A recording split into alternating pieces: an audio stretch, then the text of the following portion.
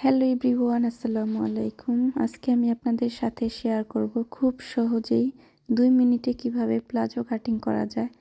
তো জামা কাপড় সব কিছুর মধ্যে কিন্তু প্লাজো আমার কাছে সবচাইতে কাটিং ও সেলাই করতে সুবিধা হয়। এটা খুবই সহজ।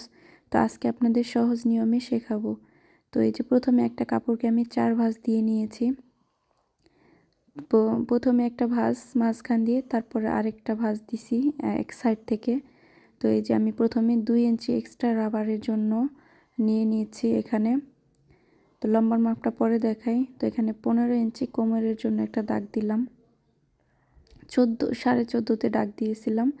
তো এখন হলো এই নিচেতে 14 ইঞ্চি হাইয়ের মাপ নিলাম, যেখানে ওই যে 2 ইঞ্চি এক্সট্রা রেখেছিলাম, নিচে থেকে 14 ইঞ্চি হাইয়ের মাপের জন্য একটা দাগ দিয়ে দিলাম। তো এই যে সুন্দর করে দাগটা দিয়ে দিলাম। তো এখন হলো এই জায়গা থেকে 3 ইঞ্চিতে একটা দাগ দিয়ে দিতে হবে।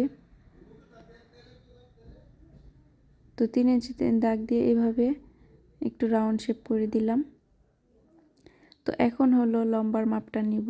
তো লম্বার জন্য এখানে আমি এই সালোয়ারটি লম্বা থাকবে আমার 38 ইঞ্চি। তো এই যে দেখিয়ে দিই, আমি 38 ইঞ্চিতে একটা সুন্দর করে দাগ দিয়ে দিব। যে তো এইখান থেকেও আমি 38 ইঞ্চিতে একটা দাগ দিয়ে দিলাম। তো এই যে 38 ইঞ্চিতে দাগ দিলাম। তো এখন হলো আমি এক্সট্রা সেলাইয়ের জন্য 1 ইঞ্চি বেশি নিব। তো প্রথমে 38 ইঞ্চিতে মার্ক দিয়ে দেখালাম, তারপর এক্সট্রা সেলাইয়ের জন্য নিব। তো এই যে এক্সট্রা 1 ইঞ্চি নিলাম সেলাইয়ের জন্য। তো মোট আমার এখানে এই যে এক্সট্রা 1 ইঞ্চি নিলাম। তো সেলাইয়ের পর যেন 38 ইঞ্চি আমার থাকে। তো এখন পায়ের মুহুরিতে আমি 10 ইঞ্চি নিয়ে নিলাম সেলাই সহ। তো তারপর একটি স্কেলের সাহায্যে আমি এই যে এভাবে ধরে এখানে একটা সুন্দর করে দাগ দিয়ে নিব।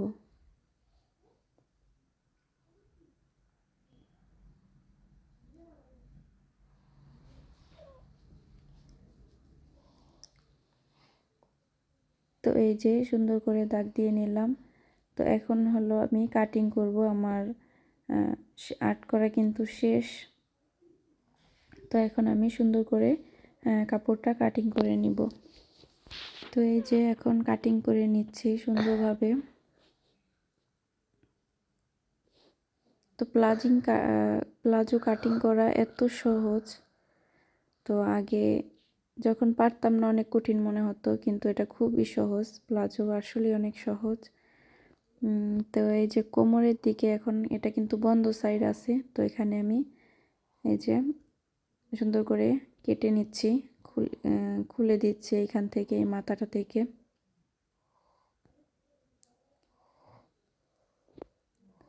তো এটা কাটিং করলেই কিন্তু আমার কাটিং করা শেষ হয়ে যাবে। তো সেলাই খুব সহজ। প্রথমে এই কাপড়টা সুন্দর করে মেলে দুটি পার্ট এক করে দুই পাশে দুটি হাই সেলাই করলে, তো তারপরে পায়ের মুহুরিতে সেলাই 1 ইঞ্চি ভাঁজ করে সেলাই করলে, তারপরে যে মাঝখান দিয়ে সেলাইটা দিলে, আর কোমরে রাবারটা সুন্দর করে লাগিয়ে দিলে কিন্তু প্লাজোটা কাটিং করা মানে শেষ হয়ে যায়। তো আজকের ভিডিওটা কেমন লাগলো অবশ্যই কমেন্ট করে জানাবেন, আর সবাই লাইক কমেন্ট শেয়ার করবেন। দেখা হবে পরের ভিডিওতে।